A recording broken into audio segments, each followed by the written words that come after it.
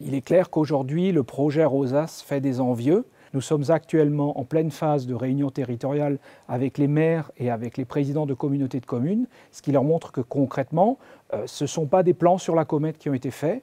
On a attribué le marché le 13 novembre 2015 et aujourd'hui, on est déjà en phase préopérationnelle puisqu'on présente comment le projet va être déployé dans les 6 années qui viennent. L'une des premières exigences était d'avoir un apport financier important. Nous tablions dans les estimations à au moins 40% d'apport financier privé. Le résultat est qu'on est au-dessus de 60% de contribution privée, ce qui diminue d'autant la contribution publique. L'autre aspect, ça a été la durée des travaux.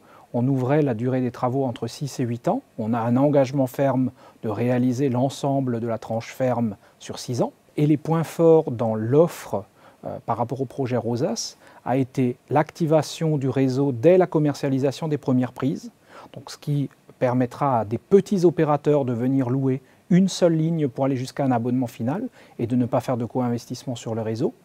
L'autre aspect, c'est un réseau qui est bifibre dès le début. Ça évitera de revenir faire des travaux dans 5 ou 10 ans, ce qui est un effet, ou en termes d'image, très négatif dans les villages et les villes alsaciennes. Les opérateurs nationaux ont concouru, mais ils n'ont pas déposé la meilleure offre. Certains des opérateurs étaient mal placés financièrement, et sachant que les critères de jugement étaient pour 50% le prix, pour 50% l'offre technique, si vous faites une offre financière moins bonne, vous perdez des points. Inversement, si vous n'êtes pas bon techniquement, vous avez un concurrent qui éventuellement se place devant vous.